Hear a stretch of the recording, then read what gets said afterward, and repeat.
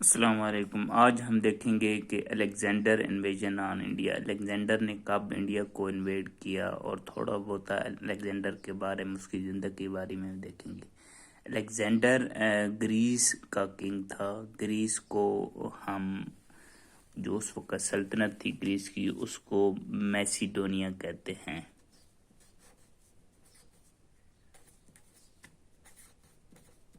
Macedonia kingdom, Macedonia kingdom کا بادشاہ تھا، ٹھیک ہے۔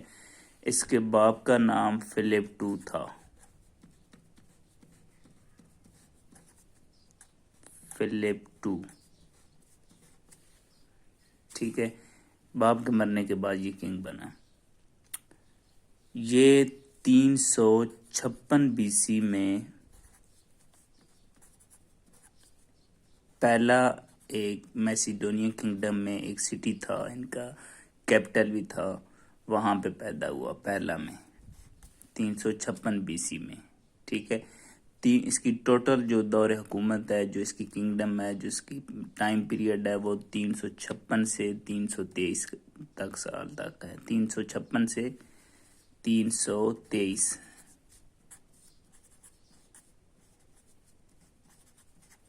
یہ دیکھ لیں تقریباً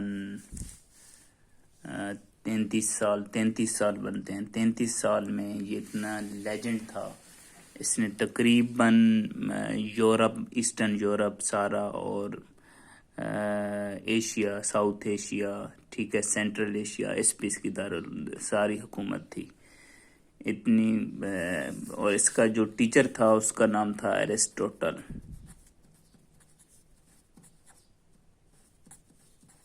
ارسطو اس کا استاد تھا۔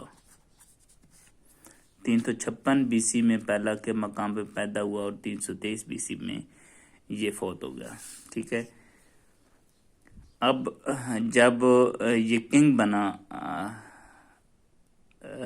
فلپ ٹو کے مرنے کے بعد کنگ بنا، تو اس نے ایسٹرن یورپ سے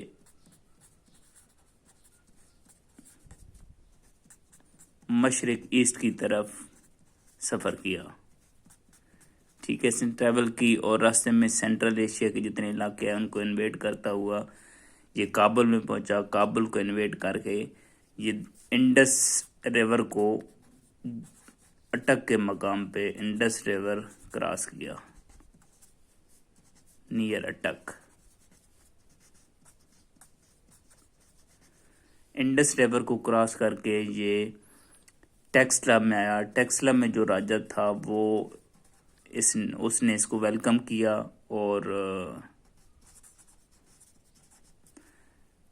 اس سے بہت سے تحائف دیے ٹیکسلا کے راجہ نے۔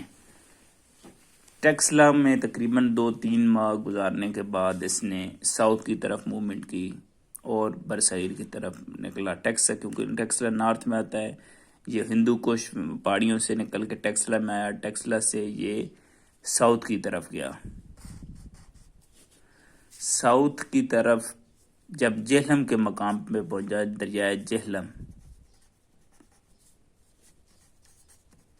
یہاں پہ اس کا سامنا راجہ پورس سے ہوا۔ راجہ پورس جو تھا، اس نے ٹیکسلا کے راجہ کی طرح اس کو ویلکم نہیں کیا، بلکہ اس نے سوچا کہ میں اس کے خلاف لڑوں گا اور اس کی انویژن کو ختم کروں گا، ٹھیک ہے۔ راجہ پورس نے اپنی فوجیں میرا ترتیب دیں۔ یہ جیلم جو الیگزینڈر کی آرمی تھی، یہ جیلم کے نارتھ سائڈ پہ تھی، اور راجہ پورس جو تھا یہ ساؤتھ سائڈ پہ تھا۔ الیگزینڈر کی آرمی نے جیلم کو کراس کر کے راجہ پورس کے فوجیوں کا سامنا کیا۔ اس بیٹل کو بیٹل آف ہیڈیسپس کہتے ہیں۔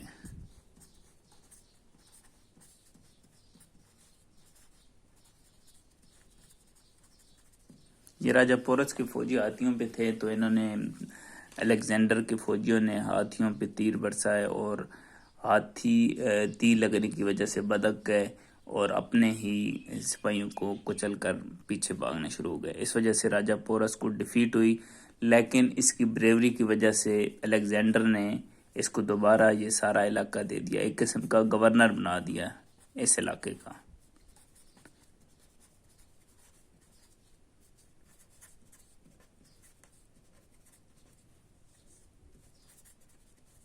راجہ پورس کو گورنر بنا دیا، ٹھیک ہے۔ الیگزینڈر اور ساؤتھ کی طرف جانا چاہتا تھا، مگر اس کی فوج کیونکہ پیچھے سے سالوں سے آ رہی تھی، گریس سے چلی یہاں تک آئی، تو اس کی فوج میں ایک میوٹنی ہو گئی کہ نہیں ہم آگے نہیں جائیں گے، کیونکہ ٹراپیکل زون شروع ہو رہا تھا، وہاں پہ بارشیں اور ایک عجیب قسم کا وہ ان کا اپنا موسم سرد تھا، تو یہ گرم موسم میں نہیں جا سکتے تھے۔ تو انہوں نے پھر راجہ نے الیگزینڈر نے ان کی بات مانی اور پیچھے کا سفر کیا، اور پیچھے جب اپنے علاقے میں واپسی پہ یہ بیبیلون عراق کا علاقہ ہے، بیبیلون کے مقام پہ جب پہنچا تو یہ وہاں پہ اس کی ڈیتھ ہو گئی۔